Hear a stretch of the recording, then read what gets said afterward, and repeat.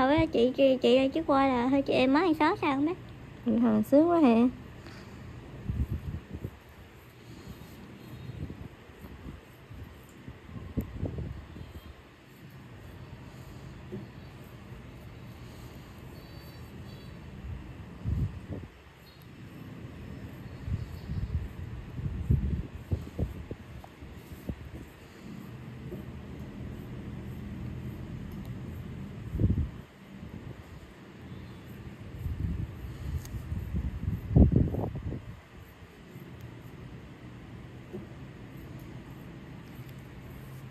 Cái nữa nó to lắm không chị?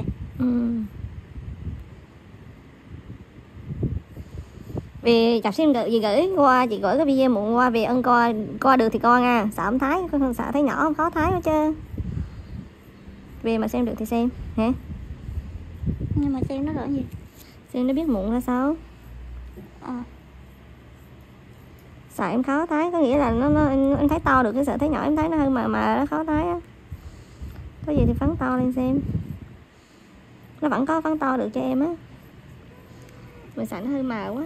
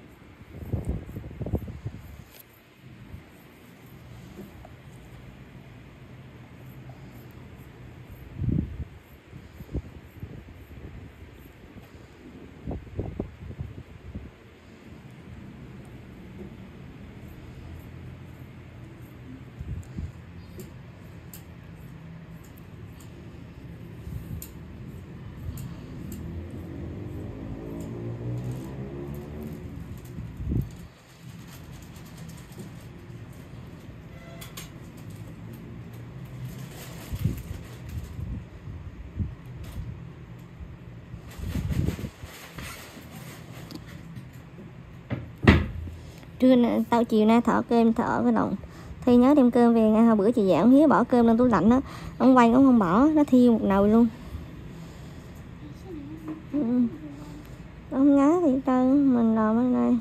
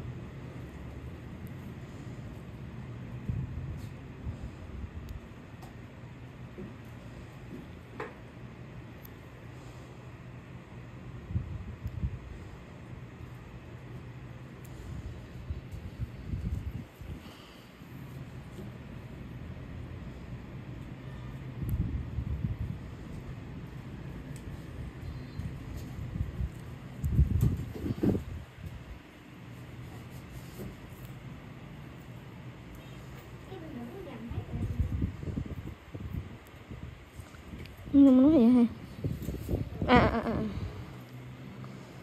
Dạo này sao chị uống nó ngon miệng ghê ta. Quen lại sao á.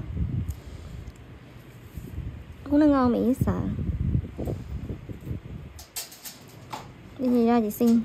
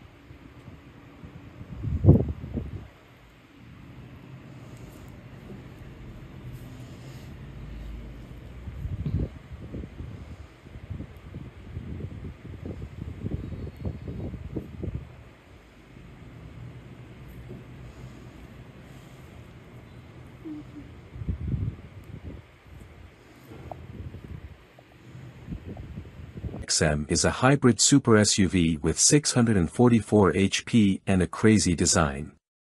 BMW has revealed the new 2023 XM, a performance SUV with a plug-in hybrid powertrain. It features a twin-turbo V8 and an electric motor that combine to produce 644 horsepower and 590 pound-feet of torque. The XM starts at $159,995 and will go on sale in the US in the first quarter of 2023. BMW M is best known for sports sedans like the M3 and M5. But the performance division is going in many new directions as of late, and the new 2023 XM combines many of these fresh elements in a single vehicle, fitting, as this is meant to be M's new flagship. As an SUV that's available exclusively as an M, the XM also introduces a new plug-in hybrid powertrain that's the first hybrid ever to wear the M badge. The concept version of the XM proved controversial when it made its debut last year, and now we have all the details on the production version that's slated to go on sale in the US in the first quarter of 2023. The XM's powertrain consists of a twin-turbo 4.4-liter V8 combined with an electric motor integrated into the 8-speed automatic transmission. There's also a 25.7 kilowatt-hour battery pack that enables an estimated electric driving range of 30 miles. Total output sits at 644 horsepower and 590 pound-feet of torque, and there will be an even more powerful label red version coming later on with a claimed 735 horsepower and 735 pound-feet. This makes the XM the most powerful current production BMW, and it'll need all that grunt to move around its 6,062 pound mass. Were it not an M exclusive, the XM might otherwise wear the X8 designation. It's considerably larger than both the X5 and X6, but smaller than the three-row X7, much like the relationship between Audi's Q7 and Q8 SUVs. The XM is a two-row model with 5 seats, and its interior features many of the wilder design elements seen on the concept version. A two-tone blue and brown leather color scheme is available, and the brown, vintage, leather is meant to look aged. There's also an interesting pattern in the headliner that's accompanied by LED lighting elements that pulse when you receive a phone call or try to open the door when an object is sensed outside. The exterior design is more angular and imposing than many of BMW's other SUVs. The large kidney grilles up front are flanked by split headlights like those on the latest X7. A strong, accented character line rises along the side and kicks up at the rear doors as a nod to the classic BMW Hofmeister kink. There are BMW logos engraved into each upper corner of the rear window, and the aggressive-looking taillights wrap around the sides. Quad exhaust tips and diffuser elements give the rear bumper a racy look. 23-inch wheels are standard, but 22 inches are optional, and BMW says the smaller size saves weight. Adaptive dampers are standard equipment, as is an electronically controlled limited-slip rear differential and a rear-biased all-wheel drive system. 48-volt active anti-roll bars are a feature new to BMW M, although the XM uses traditional steel springs rather than an air suspension. Our initial drive of a prototype XM earlier this year revealed a surprisingly engaging driving experience, largely thanks to the steering tuning, so we look forward to sampling the final version to see if the spry handling is preserved. The XM will compete with other hyper SUVs such as the Audi RS Q8 and Mercedes-AMG GLE 63, and is even aiming for higher targets including the Aston Martin DBX and Lamborghini Urus. It will start at $159,995, but options should add a considerable sum to that total, and the more powerful label Red model will carry a sticker price of over $185,000. Like it or not, this super SUV now represents the pinnacle of the M lineup, and it'll start arriving at US dealerships early next year. 2023 Fisker Ocean has started production, with plans to build 42,000 next year. Initial 2023 Fisker Ocean production commenced today at their carbon-neutral plant in Graz, Austria, with most deliveries slated for next year as production gradually ramps from 300 in Q1 of 2023 to 800 in Q2 to more than 42,000 expected by year's end. All first edition Ocean 1 units are spoken for, as are 2023 examples of the affordable FWD Sport and AWD Ultra, but orders are still being taken for the top-level AWD Ocean Extreme, which goes for $68,999, plus a yet-to-be-announced destination charge. Fisker says the top-level model will offer 350 miles of range according to EPA methodology, and can accelerate to 60 miles per hour in 3.6 seconds thanks to the 550 horsepower available from its dual-motor AWD platform. Official production began today for Henrik Fisker's long-awaited Ocean all-electric 5-passenger SUV, which had an uncertain gestation until a tie-in with assembly partner Magna International was announced in October 2020. Fisker's previous automobile, the Fisker Karma plug-in hybrid, is not affiliated with the Fisker Ocean project, the tooling having been sold off and reconstituted by Karma Automotive as Henrik Fisker himself moved on to focus on his all-electric Ocean SUV project. Expectations are high that the Ocean will make a good first impression when customer deliveries begin. After all, the Magna Steyr plant in Graz, Austria, also produces the Mercedes-Benz G-Class, the BMW 5 Series, and the Jaguar E-Pace and I-Pace, as well as the BMW Z4 and Toyota Supra. As expected from an established assembly plant, they seem to be on the right track to manage build quality and early teething problems, with a gradual production ramp-up that will result in just 300 examples produced by the end of first quarter of 2023. And it's not as though the Ocean's assembly lines switch just got flipped today, as some 95 prototype Ocean vehicles were built as the line came together. Production will increase to 8,000 by the end of next year's second quarter and rise to more than 42,000 by year's end. Compared with the unrelated Volkswagen ID.4, the Ocean SUV is some 5 inches wider and nearly 8 inches longer, both in wheelbase and in an overall sense, but it stands no taller. That gives it a sleek shape that, crucially, also provides increased underfloor space for a larger battery. The capacity of that battery has not yet been announced, but Fisker does report that all-wheel drive vehicles equipped with the larger hyper-range battery will be good for up to 350 miles according to EPA testing methodology, thanks in part to a rear motor disconnect that comes into play while cruising. At the other extreme, Fisker says that boost mode will unleash as much as 550 horsepower that can accelerate the machine to 60 miles per hour in 3.6 seconds. Details and specs. 2023 Fisker Ocean Prototype.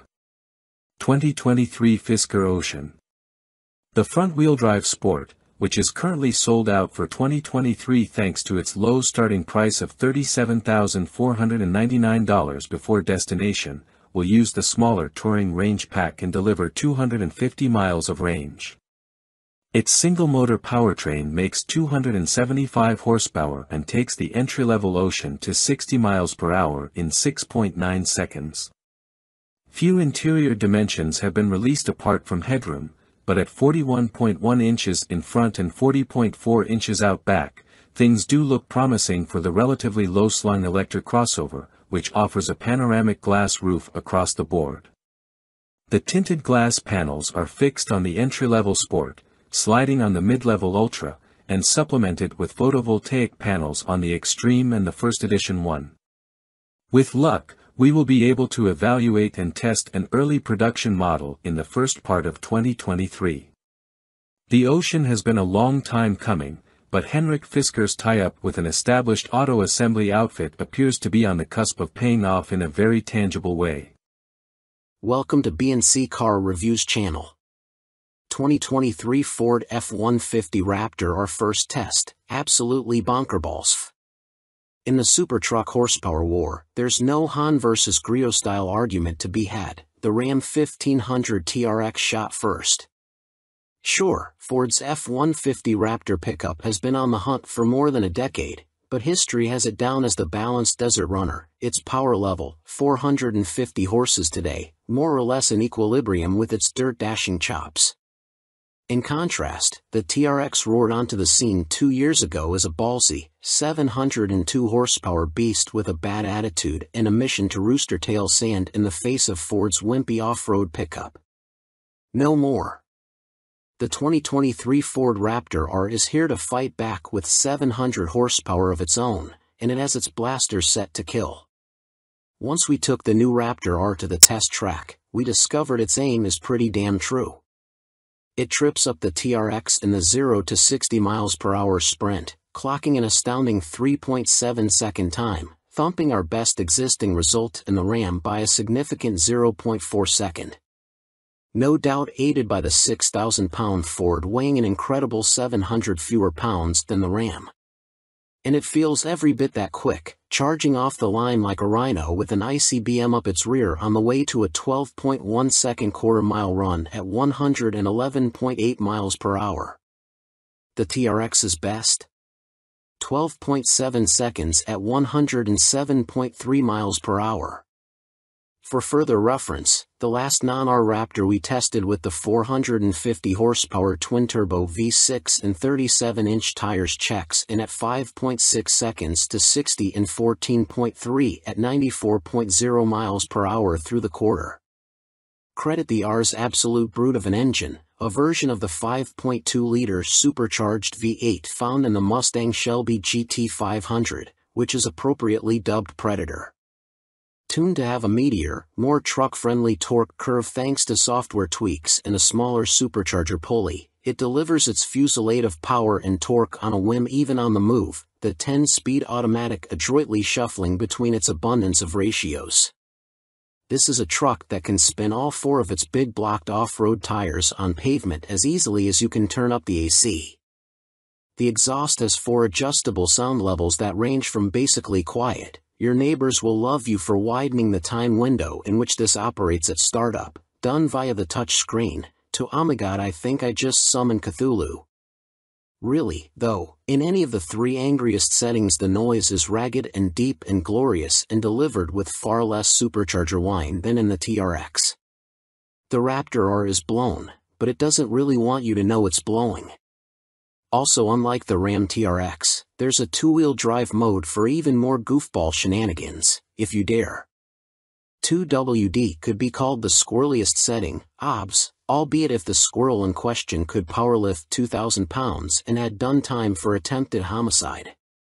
We kid, mostly, the Raptor R's chassis is so dialed in and offers enough fidelity that corralling this beast when the rear steps out is easier than you might think. Still, maybe keep it in 4A unless you have plenty of room for error. Should you think Ford Performance just stuck a big ol' motor in the Raptor and four-wheel peeled into the sunset, don't. The R is a holistically tuned machine that delivers fantastic ride quality on the road without getting floaty, while at the same time serving up outstanding rebound performance and body control when humping over the gnarliest stuff you can find. This is a Raptor through and through, and it feels like the excellent chassis was waiting for this engine. If there's a weak spot in how the 2023 Ford Raptor drives, it's that the steering is just vague enough, and the steering wheel thick and large enough in diameter that the truck rarely feels like putty in your hands. You never, ever forget its size, whether that's maintaining a lane on the highway or dodging rocks and trees on forest paths. This isn't the case with the Ram TRX, which is actually an inch wider and a skosh longer but somehow manages to drive smaller. Outside of the V8, the rest of the package is familiar from the Raptor 37, a sort of Raptor R Lite introduced for 2021 as something of a stopgap while Ford readied the 2023 Raptor R's engine. The R and 37 share their larger tires, body add-ons, and pretty much everything else outside of the engine bay. So, the Raptor R has comfy, well-bolstered seats, a relatively high-quality but extremely busy interior, an infotainment system that gets the job done, with some annoying quirks, such as requiring you to spin the tuning knob to get to the direct input for satellite radio stations, and all the various cubbies, bins, and features, the power folding shifter, flip-out console lid table, and rear under-seat storage, for example, that make non-Raptorized F-150s so practical. Downsides? The turning circle is big enough to fit a football field, you might crush a small sedan while parking it, and the 8 pattern in the bedside graphics is corny. Find the 1V and win a prize. Well, all that and the fact it costs $109,145 to start, enough to buy a regular Raptor and any number of sporty cars to go with it. Heck, it's enough to buy a base TRX and a Ford Maverick. But in a fight, and make no mistake, Ford and Ram are in a pitched battle, often it's not who shoots first who wins, it's who shoots last. With the 2023 Ford Raptor R, the blue oval just may have landed a crippling blow. Welcome to B&C Car Reviews channel. Four-wheelers pickup truck and SUV of the year 2023, Day 3, more dirt testing. Working at an off-road magazine like Four-Wheeler has its benefits.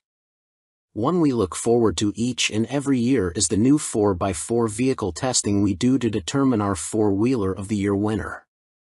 As you may know, our testing of new four-wheel drive vehicles for 2023 started with a track day, and continued with our first day of testing in the dirt. This trip allows us, a passel of off-road experts and enthusiasts, to spend some time with new production vehicles that come with four-wheel drive with a low-range transfer case. The aim of the SUV of the Year and Pickup of the Year tests is to allow us to push the limits of these vehicles, within reason, so we can pass on our knowledge and experience to our readers. Let's face it, folks, no one is going to take their brand new $80,000 to $107,000 4x4 rock crawling or mud bogging, so our aim is to drive these vehicles to the extent that we can judge their overall capability and give our expert feedback on what we see in the fleet. This year we have 7 vehicles total, including 2 pickup trucks and 5 SUVs. The trucks are the Ram Heavy Duty Rebel with a Warn winch and a rear locker, and the Chevy Silverado 1500 ZR2 that has 2 lockers, active suspension, and a 6.2-liter V8. Our SUV field included the Jeep Grand Cherokee Trailhawk Force, which features plug-in hybrid technology along with a low-range transfer case with a locking center differential and a traction-controlled rear diff that can approach locked, the Jeep Wagoneer with the new inline-6 engine and similar traction capabilities to the Grand Cherokee Trailhawk Force, the Lexus LX600F Sport, which is reportedly based on the current Toyota Land Cruiser that's only available overseas as a Toyota LC, the Toyota Sequoia TRD Pro, which is based on the new Tundra platform and shares its hybrid 3.6-liter engine, transmission, and a similar rear axle, with a selectable locker, and, last but not least, the Chevy Tahoe Z71, which also has a 6.2-liter V8, active suspension, skid plates, and red-painted tow hooks. For day 3 of our OTY testing, we headed towards the vast off-road expanse known collectively as Johnson Valley, California. Yeah, this is the home of the daunting Hammers trails, but we wouldn't be hitting any of those. Instead, we traveled via dirt to the area and continued on what we would consider mild off-road trails throughout the day. This gave us ample opportunity to test how the vehicles do on graded roads and rutted but mild desert trails that are sandy, rocky, eroded dirt, and more. This day is more about getting off-road miles under the belts of the vehicle testers and getting a feel for what a new owner might do with their new SUV or pickup. It's a great time to see how the suspension rides and works, possibly get the vehicles flexed out a little, and see how they all drive on a variety of terrains. So far, all of the vehicular contestants have done better than expected. We can't tell you who will win yet, that news will come when all our comments have been collected and scoring has been completed, but for now, here are our observations about the SUVs and pickups the manufacturers supplied to us for this year's test. First, as has been noted, the Lexus LX600F Sport is incredibly capable off-road. Its traction control is about as dialed as any we have met, but it's hampered by its vast front grille and fascia, which seem to hang perilously close to the ground. Also, its ridiculous low-profile tires and huge wheels are a liability on even the mildest trails or dirt roads, as even a fist-sized rock could kill a tire and bend a rim with ease. The Grand Cherokee seems small in this group, but it's comfortable on and off-road. It doesn't seem to be quite as capable as other Grand Cherokee Trailhawks we have tested in the past, but it does just about everything you'd want it to, and the hybrid drivetrain is more than powerful enough. The Toyota Sequoia, again with plenty of power, is fun on dirt roads and has ample traction when the going gets tough. Its design is very blocky, with a face that takes some getting used to, and it seems to lack any front toe points, which will hurt it on our test. The Chevy Tahoe Z71 does everything you'd expect and more despite frequently lifting tires when the terrain gets at all uneven. It has a very low belly just ahead of the rear axle that can and will come in contact with the ground. The Jeep Wagoneer is fun to drive and seems more capable than it has any right to be. It may in fact be more capable off-road than the Grand Cherokee that shares its stable. Many complimented its larger sidewalls relative to the other SUVs on the trip, thanks to relatively smaller wheels and a decently sized tire. Getting back to the pickups, the Chevy Silverado ZR2 is a blast to drive off-road and, for us, performed exceptionally well when it came time to push the limits of its off-road traction. 2 locking differentials and flexi suspension combined with what are probably the most aggressive tires on the test meant this thing was almost certainly the most capable vehicle in attendance. It even climbed a few obstacles we didn't expect it to. The Ram Rebel 2500 is very capable for a true workhorse of a 3/4 ton truck, but it's still a 3/4 ton truck in the end. It's not quite as flexible and lacks the front locking differential of the Power Wagon, but it does have a higher payload and towing capacity as a result. That's a compromise away from the dirt and toward everyday use for a big truck like this. It also has overly large wheels, perhaps for load rating, and shallow sidewalls, which hurt it off-road, as any rough terrain is decidedly jarring despite any attempts made by the suspension to mitigate. Welcome to B&C Car Reviews channel. Siloan Arrange EV Tire Test, rolling in a Model 3 on Siloan's new EV tire. EV drivers, have you noticed there are more people using public charging stations? And sometimes you have to wait to use a DC fast charger? It seems more and more EVs are hitting the road. So in an effort to cater to the ever-increasing number of EV drivers who need new tires when they finally wear out, tire maker Siloan has developed its first EV-specific tire, the Arrange EV. Siloan invited us to a test drive in Southern California to sample its Arrange EV tires on a Tesla Model 3. We started in Beverly Hills and headed toward Highway 101, through Mulholland Drive. On this winding residential road perched on a hill, the Tesla Model 3 equipped with Arrange EV tires had no problem navigating the road's dips, dumps, and occasional unavoidable potholes in a graceful manner. The ride was slightly on the firm side, but that's to be expected from a sporty sedan. Soon we were on the freeway to drive to Calabasas and Malibu. Unlike internal combustion engine powertrains, EV powertrains offer an inherently quieter ride. But conversely, any excessive road and tire noise are more pronounced at high speed without engine noise masking the sound. On the highway, we noticed the Arrange EV tires didn't introduce any excessive tire noise and kept the cabin as quiet, if not quieter, than a Model 3 on its original tires. Next, we peeled off the highway and drove to Malibu through some twisty roads facing a beautiful view of the coast. Make no mistake, the Arrange EV tires are not high-performance summer tires. But on a long downhill stretch with many tight turns, they behaved very well and offered predictable feedback and handling. They're a good set of all-around, pun intended, all-season tires designed to handle various road conditions. After our test drive, our initial thought was the Arrange EV tire performed in the real world just as well as a Tesla Model 3 on its original tires. Siloan told us it provides all that at a lower cost and that its tires are more efficient. Siloan uses what it calls EcoPoint 3 technology, in which the rubber compounding materials are mixed uniformly under continuous liquid phase conditions.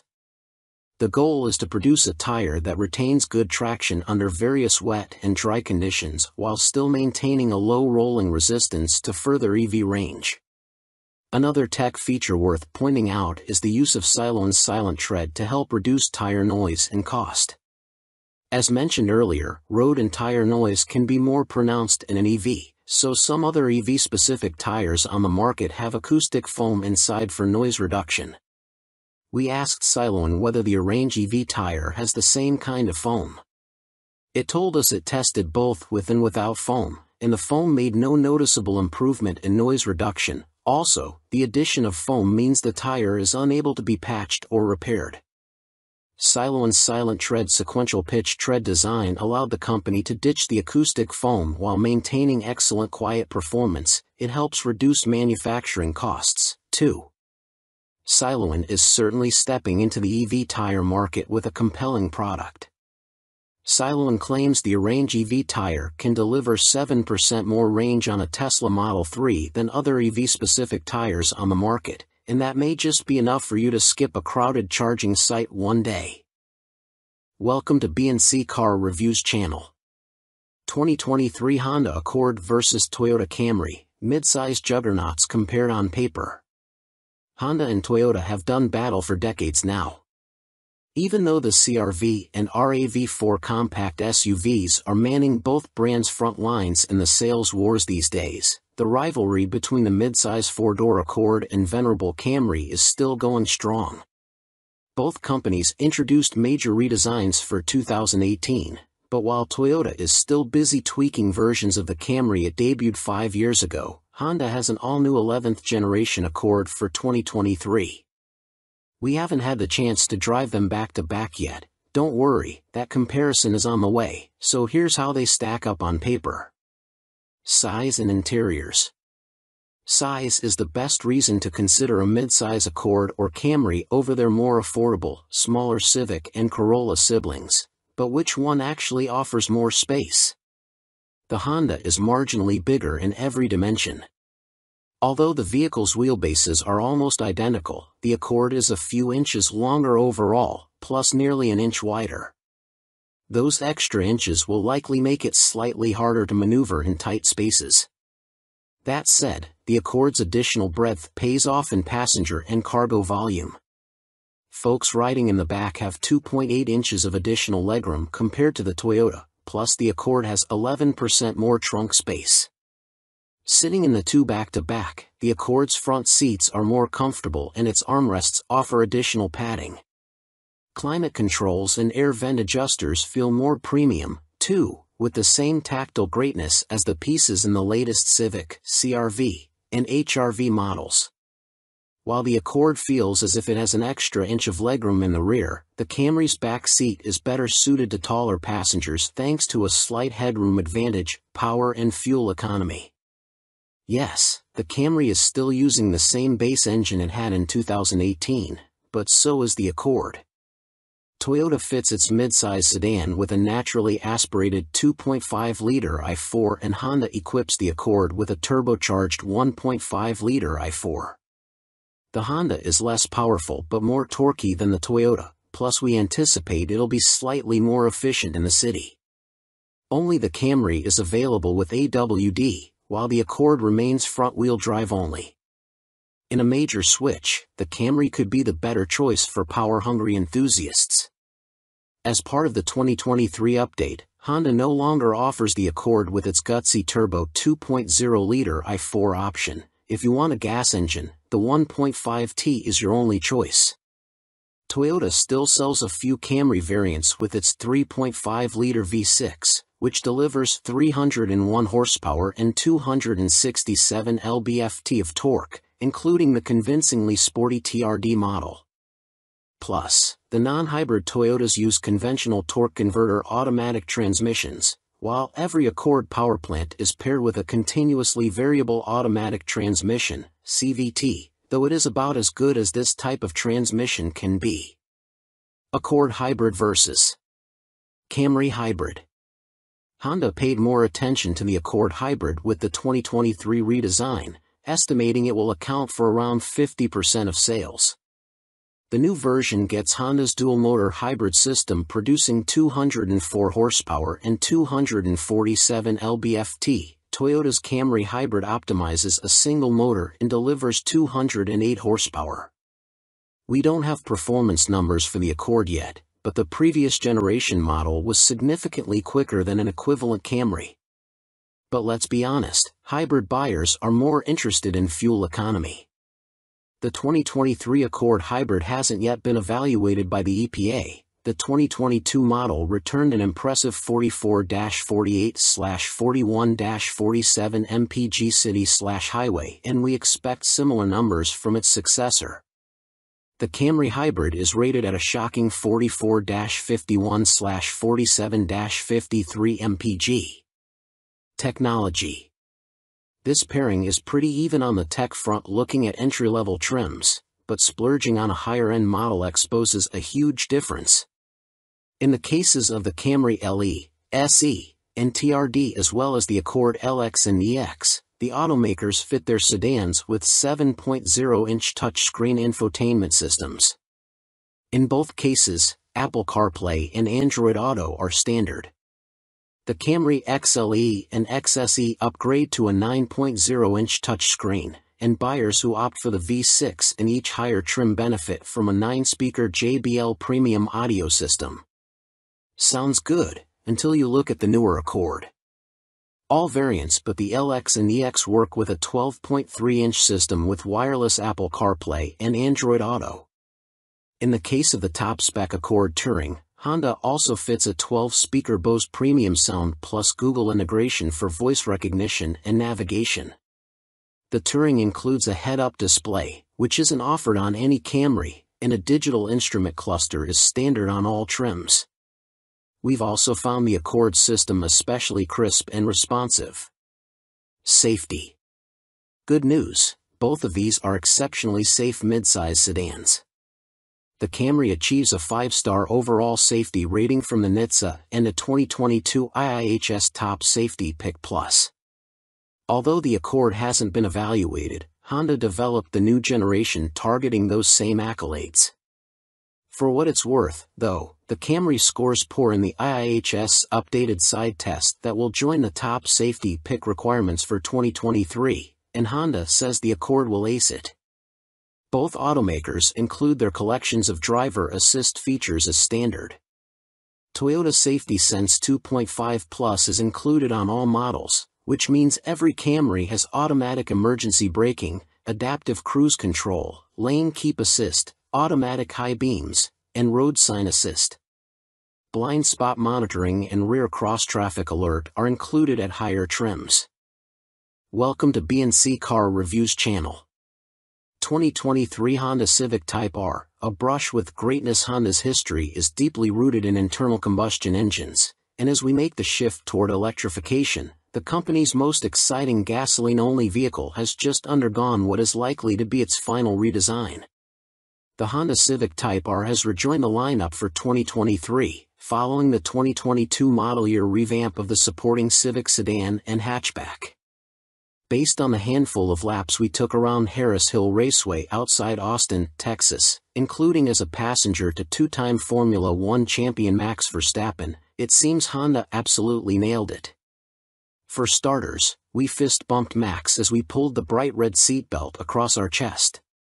"Full send, right?" we asked. A shrug from Max and a "you sure" served as acknowledgement as he revved the 315 horsepower Turbo 4, slipped the clutch, and spun the front Michelin Pilot Sport Cup 2s, launching us out of the pits. The deep baritone from the engine and exhaust sounded great from under a helmet, and he ran out the engine until it coughed at the red line. In Verstappen's hands, the Type R rarely tracked in a straight line as he kept the engine on full boil, stringing the turns together in a sinuous uninterrupted dance of slip angles and oversteer. He braked as lightly and as seldom as possible, allowing the tire's lateral loads to scrub off speed, along with a healthy amount of tread, we're sure.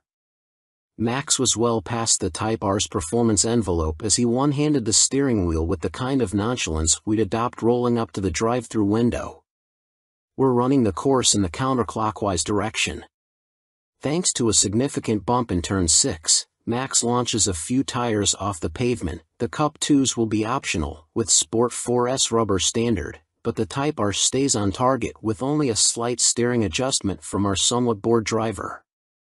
He said it's better to go full throttle, rather than lift off it, over that bump and the ensuing ruts leading toward turn 5.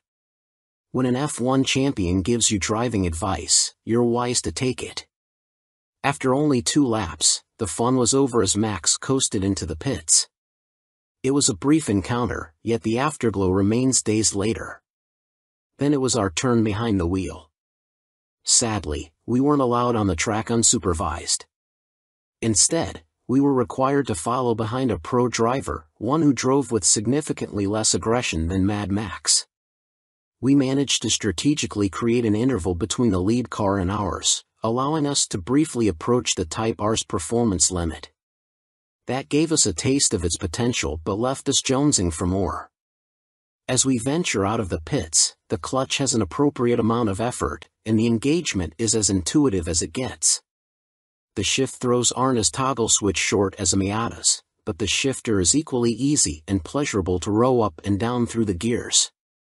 The ratios are well spaced to keep the power on tap, and in plus or drive mode, the instrument cluster displays an F1-style rev indicator across the top to keep you from bouncing off the limiter. We didn't feel a hint of torque steer under hard acceleration, but there is a quick shimmy under threshold braking before the ABS kicks in.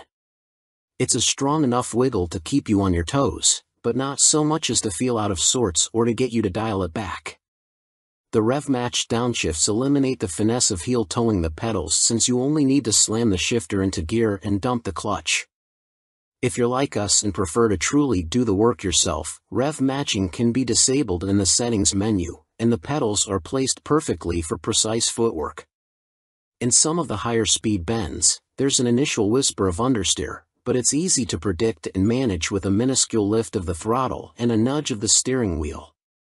In slower corners, trail braking all the way to the apex gets the tail to subtly rotate and you can maintain some oversteer once you get back on the gas. No need for those silly artificial drift modes, and the tires surrender grip progressively rather than in an instant. Just as we were becoming one with the Type R, the radio crackled, instructing us to give it a cool-down lap before rolling back to the pits. This brief tease bodes well for the $43,990 Civic Type R's capabilities, and we'll have a more complete picture in the coming weeks. In the meantime, we're left with the satisfaction that despite the latest Civic R's tamer styling, performance is edgier, more reactive, and thoroughly enjoyable. With the disappearance of the Subaru WRX STI and the Mitsubishi Evo, we're glad to see Honda bringing back its hottest of hatchbacks for a glorious victory lap. Welcome to B&C Car Reviews channel. 2023 Honda Civic Type R First Drive, Return of the King.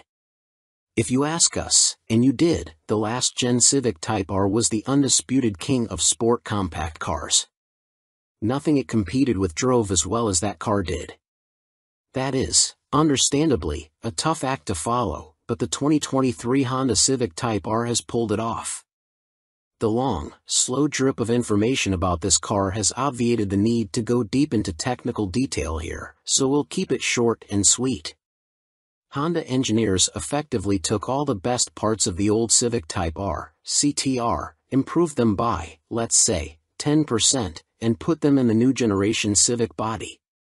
It wasn't quite as simple as that, but the end result certainly feels like it was. The result is a car that immediately communicates its capabilities to you. You know from the second corner that you can drive this car flat out with no warm-up or familiarization. It's that good.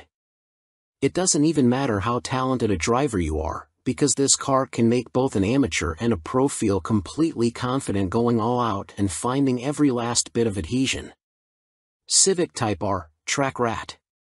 And, boy, does Honda want you to. Clearly the engineers had to find a way to make this car even more awesome than the old one, and they found it on the track. It's exceedingly obvious that all the improvements made to this car were done in the name of chasing tenths and even hundredths of a second in lap times. Circling Northern California's tricky Sonoma Raceway, better known as Sears Point, the magnitude of lateral grip is just staggering. This is, at its core, a front-drive compact hatchback sedan, a commuter car. The amount of speed it can carry through corners boggles the mind. Fitted with its optional Michelin Pilot Sport Cup 2 tires, the CTR never lets go. The most wiggle you'll get out of it is a tiny little rotation of the rear end on turn end that points you at the apex, or a mild push wide at the exit if you're completely ham-fisted with the throttle. Otherwise, the car just grips and grips and grips. It never breaks loose or snaps. It honestly feels like the only way the Civic Type R can get sideways is if you went off the track. You need a low grip surface to break the stranglehold these tires have on the ground, and even then you get the impression it wouldn't be that dramatic an event. The only time you're confronted with issues of grip is when exiting low-speed corners. The limited slip front differential does excellent work putting the power down, but beyond that it's your responsibility to set up for the corner correctly. Get it right and the car pulls away hard, but apex too early and get on the power too soon and it'll gently push wide, which can be easily corrected by backing off the throttle and promising to get it right on the next lap. Street sports. It's not much different on the streets, even with the standard Michelin Pilot Sport 4S tires installed. The CTR just makes it easy to drive fast. You get the innate impression you'd have to drive like an absolute tool to wreck this car. Bumps? No problem. Bumps in the middle of a high-speed corner? Also no problem. Small jump that you totally didn't see coming because you were going so fast? Again, zero issues. It just grips. Thank goodness, because if it didn't, we'd be writing a much different review. As it is, the tires make up for the CTR's one deficit, overly stiff dampers. Obviously tuned for glass-smooth racetracks, in anything but comfort mode they're just too stiff for the street. In full-strength plus or mode, the car pogos over bumps like the old Ford Focus RS. There's so much vertical movement taller drivers need to watch their heads. It's the one area where this car went backwards, generation to generation. In the old CTR, you could jump in, push the plus or button, and go. Didn't matter the road or the surface. It was set up perfectly for anything. You can't do that with the new version. You need to go into the infotainment system, find the vehicle settings menu, then the driver assistance menu, then customize the individual drive mode. That way, you can put the engine in plus or mode and the dampers in comfort, and maybe the steering in comfort, too, since like too many cars it gets needlessly heavy in sportier modes. While you're in there, scroll to the bottom of the driver assistance menu and turn off the automatic rev matching feature for the 6-speed manual transmission. Obnoxiously, before you can do any of that, you not only need to be at a complete stop, but have the parking brake engaged. We'd be able to accept this as a safety precaution if it weren't for the fact that any non-driving related settings can be altered while the vehicle is moving. You can literally reset the infotainment system to the factory defaults while moving, but you can't turn off the rev match feature unless the parking brake is on. It's especially obnoxious because there's an unused button next to the drive mode selector that could have been the rev match on/off switch. The system's saving grace is that it'll remember your drive mode and rev match settings on restart. With the exception of plus or mode, the car will restart in the same configuration you had it in when you shut it off, so you don't have to change a bunch of settings every time you get in. It's a slight pain in the ass setting it up the first time, but it's so worth it. Properly configured, the new CTR may be stiffer than the old one, but reasonably so, keeping it copacetic. Otherwise, Honda didn't mess with success.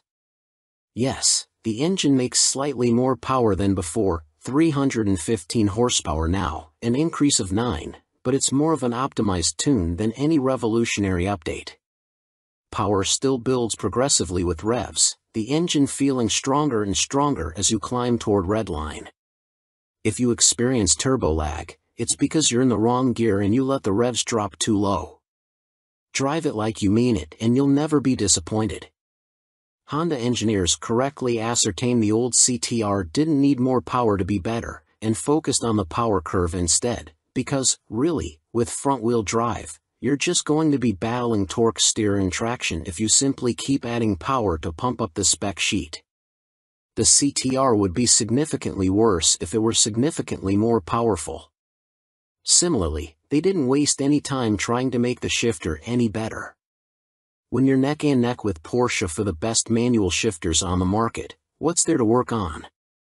The new CTR's shifter, transmission, and pedal spacing are exactly as perfect as were the old cars. Same for the brakes. Just looking at them, you might wonder if Honda shouldn't have gone a bit bigger and filled out the wheels, but after driving the thing you can only conclude the additional unsprung weight wasn't worth it.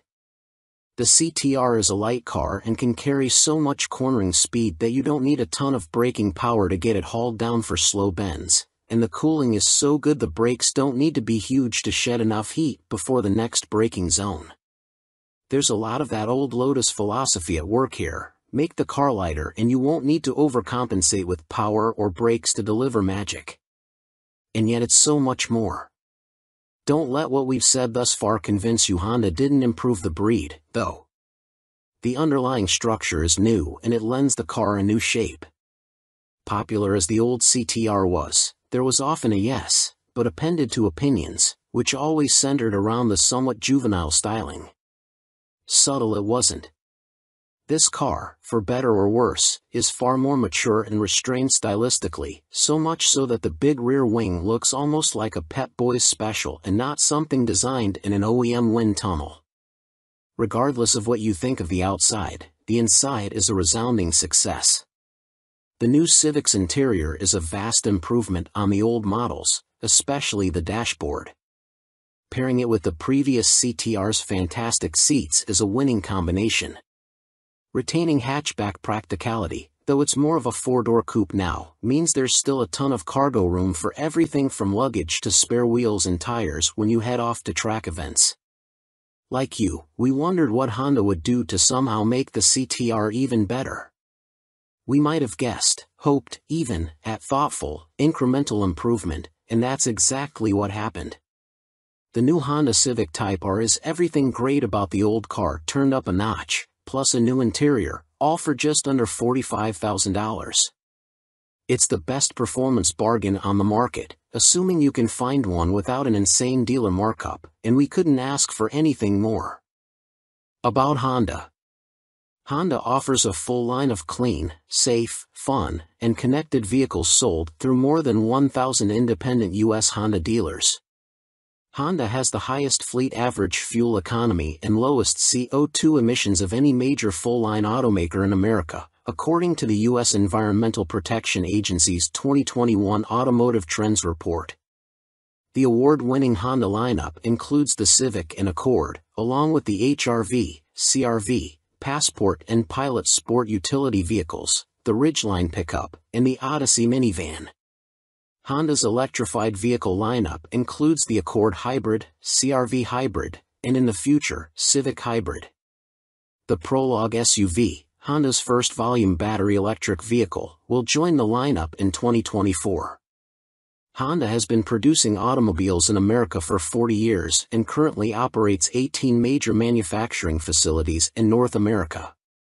In 2021, more than 95% of all Honda vehicles sold in the U.S. were made in North America, with nearly two-thirds made in America, using domestic and globally sourced parts.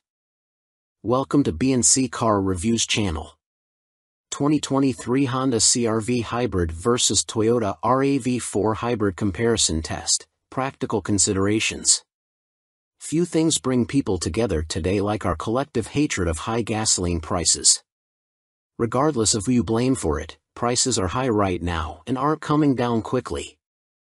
It's enough to drive some folks into an electric car, but for those not yet ready to make the leap, the humble hybrid gets another turn in the spotlight.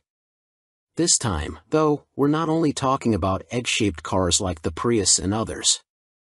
Instead, we're looking at heart-of-the-market vehicles like the 2023 Honda CR-V Hybrid and the 2023 Toyota RAV4 Hybrid. Participation trophies?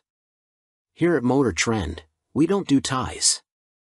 We put our noses to the grindstone until one vehicle wins our latest comparison test. Sometimes this makes our lives a lot harder. This is one of those times. Both the 2023 Honda CR-V Hybrid and 2023 Toyota RAV4 Hybrid are excellent buys, and you'll be happy with either one. They have far more in common than they have differences, and in the end, our decision came down to critical numbers, price and fuel economy. Only one could win, though, so follow along to see how we got there. Different styles, same results. Be it how they look or how they drive, the 2023 Honda CR-V Hybrid and 2023 Toyota RAV4 Hybrid have different styles and different swagger, but the end result is effectively the same. Indeed, they may have been developed by different companies, but they're two sides of the same coin. When we look at these compact SUVs, we see distinct personalities doing the same job. To our eye, the Honda's design language inside and out is a bit more sophisticated and premium, and it drives that way, too. The Toyota looks a bit more rugged and adventure-ready, and that's how it drives. Neither is prettier or better driving than the other. From the driver's seat, the 2023 Honda CR-V Hybrid is a bit quieter inside than the 2023 Toyota RAV4 Hybrid, but both are excellent. The Honda handles slightly better, but each is pleasantly sporty for a workaday family SUV. The Honda's drivetrain is quieter than the Toyota's under hard acceleration, but they're both equally smooth and refined. Each likewise has good brake pedal feel that completely masks the transition between regenerative braking and mechanical braking. We do appreciate the Honda's B-Drive mode, which amps up the regenerative braking and comes in handy when going down hills. Offsetting technical advantages.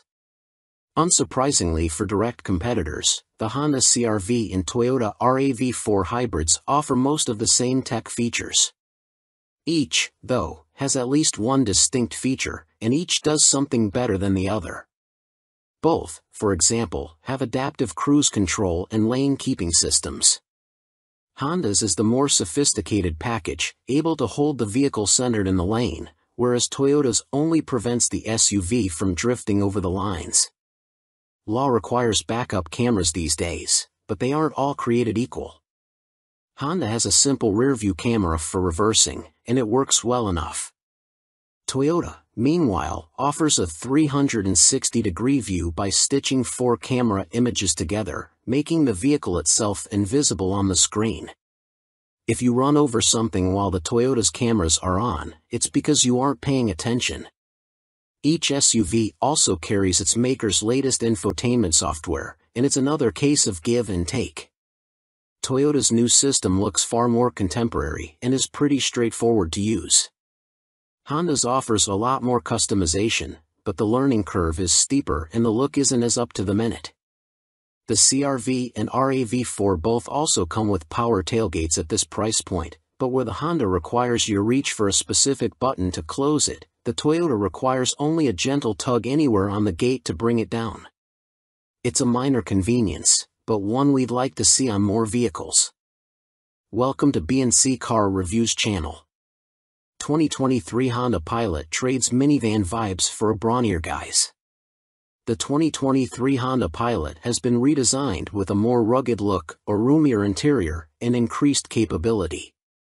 The Pilot also has a new powertrain, a redesigned 285 horsepower 3.5-liter V6 and a 10-speed automatic transmission. The Trail Sport trim makes the Pilot truly capable off-road thanks to all-terrain tires, steel skid plates, and a lifted suspension. Ever since the original Honda Pilot debuted back in 2003, it has basically been a minivan dressed up as a three-row midsize SUV. However, its shared bloodline with the sliding door-toting Honda Odyssey wasn't outwardly obvious until the outgoing third generation. That's when the Pilot showed its true colors, with a bulbous shape and bland bodywork that deviated from its boxier predecessors. That's also one reason it failed to stand out in a competitive segment full of more interesting alternatives. Well, Honda has flipped the script, with the new 4th generation 2023 Pilot getting bigger, brawnier, and better at doing off-road stuff. Let's start with the obvious. The 2023 Honda Pilot no longer looks like a lifted minivan. Along with being a lot squarer than before, it has an upright front end and front roof pillars that sit farther back, giving it a longer dash-to-axle ratio. The Pilot is also 3.4 inches longer from stem to stern, and its wheelbase stretches by 2.8 inches, too. Its front and rear tracks are also wider, growing by January 2nd and January 5th inches, respectively. Ever been, according to Honda. The company also says its new chassis includes a stiffer suspension, a quicker steering ratio, and other changes intended to make the Pilot handle and ride better. A set of larger front brake rotors, 13.8 versus 12.6 inches, and a shorter overall pedal motion are improvements in the braking department. The addition of extra sound-deadening materials should also make for a quieter interior. It would have been easy for Honda to take the 280 horsepower SOHC 3.5-liter V6 and 9-speed automatic transmission from the outgoing Pilot and plug it into the new one. Instead, the automaker completely redesigned its venerable engine, keeping the same displacement but making myriad improvements. In a nutshell, the new DOHC V6 has better packaging. While the 3.5-liter makes the same 262 pound-feet of torque, horsepower rises to 285. A cylinder deactivation system also joins the party in pursuit of better fuel economy. However, Honda hasn't yet announced EPA estimates. All Pilots now have a 10-speed automatic transmission, paddle shifters included. The 2023 Pilot won't be the first with a Trail Sport badge trim. It'll just be the first one where it actually means something. That's because, unlike the glorified appearance package that came before, the new Trail Sport model is truly capable on most trails, as we learned during a prototype drive. Equipped with all-terrain tires and steel skid plates, the off-road-oriented Pilot can go places its predecessors couldn't. Adding to its capabilities are a 1-inch lift that increases ground clearance and provides better angles front and back for clearing obstacles. The Trail Sport's suspension has also been revised to do more than regular models. What if it gets a flat? There's a full-size spare tire. What if it gets stuck? There are sturdy tow hooks built into the front bash plate and one on the standard trailer hitch. To help the Trail Sport avoid getting stuck, Honda fits it with a specially calibrated all-wheel drive system.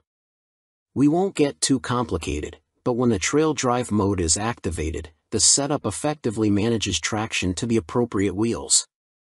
Also useful in this mode is the aptly named TrailWatch camera system, which provides 4 different angles otherwise not viewable by the driver. It can be manually turned on or it can display it on its own at speeds below 15 miles per hour. Speaking of low speeds, when combined with sloped surfaces, every 2023 Pilot has hill descent control for the first time. An inside job.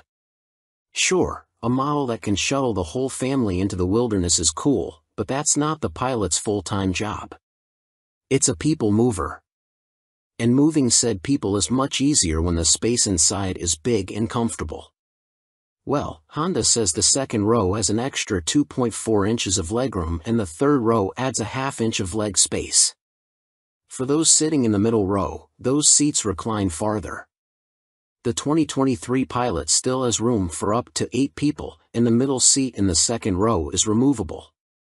However, instead of having to leave that seat behind, there's now room for it under the rear cargo area. The latter is also bigger than ever, measuring 22 cubic feet behind the third row and a massive 114 cubes with the second and third rows stowed. Honda improves small item storage, too, with the return of a useful parcel shelf built into the dashboard. No one should have a problem finding a cup holder either, as the Pilot has up to 14 of them. Overall, the inside of the new Pilot looks ritzier. The materials appear to be more upscale, and the design is undeniably more mature. The standard gauge cluster is part digital, part analog, as seen in other Honda models. Those who opt for the top-of-the-line Elite trim exclusively get a 10.2-inch digital cluster and a head-up display. Apart from the base-level Sport, which features a 7.0-inch touchscreen, every Pilot has a 9.0-inch touchscreen infotainment system with wireless Apple CarPlay and Android Auto. Availability and pricing. Honda hasn't yet told us how much it'll charge for the 2023 Pilot, which will be offered in Sport, EXL, Trail Sport, Touring, and Elite trim levels.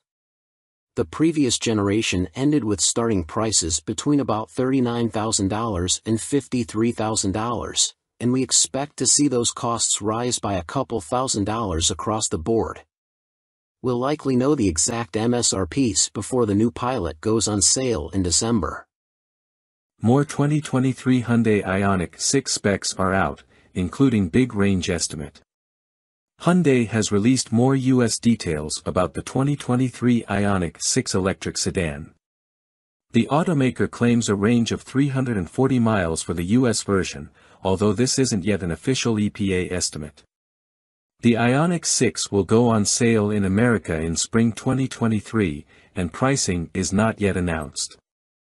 Hyundai showed the new 2023 Ioniq 6 at last week's LA Auto Show and announced a few more enticing details about the US version of this electric sedan. The biggest deal is the claimed 340-mile range for the single-motor version, which beats its Ioniq 5 sibling by a considerate amount. That model is rated at up to 303 miles. A 77.4 kilowatt-hour battery pack is standard on the Ioniq 6, and the version with the longest range is the 225 horsepower single-motor rear-wheel drive configuration. The optional 320 horsepower dual-motor all-wheel drive setup drops the estimated range to 310 miles. The Ioniq 6 rides on the same eGMP platform as other Hyundai and Kia EV models, but its low 0.22 drag coefficient helps its efficiency and thus its estimated range. Hyundai says it is still waiting for full EPA certification, but these estimates are US-specific, so the final numbers aren't likely to vary much. We look forward to testing the Ioniq 6 on our 75 miles per hour highway range test to see what it can do in the real world.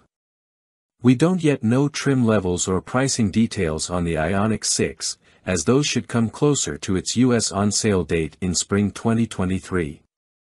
But Hyundai did release the colors options that will be available. For the exterior, the choices include a matte finish gravity gold, onyx black pearl, serenity white pearl, curated silver metallic, transmission blue pearl, ultimate red metallic, and digital green pearl. For the interior, the 3 options include black, gray, and a 2-tone dark green and gray combo. Welcome to B&C Car Reviews channel. 2023 Jeep Compass gets a new Turbo 4 with nearly 100 more horsepower. The Jeep Compass will get a new engine for 2023, a turbocharged 2.0-liter inline-4 to replace the old 2.4-liter four-cylinder. It makes 270 horsepower and 295 pound-feet of torque, a big boost compared with the old engine's 177 horsepower. The 2023 Compass starts at $31,590 for the Sport and ranges up to $40,340 for the high altitude. Jeep is preparing to bump the Compass SUV's power output with a new engine for 2023. According to a document we found on the EPA's website, the 2023 Compass will have the same 270 horsepower turbocharged 2.0-liter inline-4 found in the upcoming 2023 Dodge Hornet. This engine was also slated to be in the Alfa Romeo Tonale, but now that model will reportedly be offered only with a plug-in hybrid setup in the US. The 2.0-liter's 270 horsepower and 295 pound-feet of torque are a huge bump over the Compass' previous engine, a naturally aspirated 2.4-liter inline-4 with 177 horsepower and 172 pound-feet of torque. An 8-speed automatic transmission is standard, and the previous front-wheel drive model has been dropped. Pricing for the 2023 Compass starts at $31,590, which is just $1,210 more than the equivalent 2022 model. Not a bad deal considering the new powertrain. The off-road-oriented Trailhawk model starts at $37,340, and the loaded high altitude is $40,340. Jeep has yet to release official details about the 2023 Compass, so we don't know if there are any other significant changes in store. It did receive a facelift for 2022 that included refreshed styling and a new infotainment screen. We've reached out to Jeep for comment and will update this post as more info becomes available.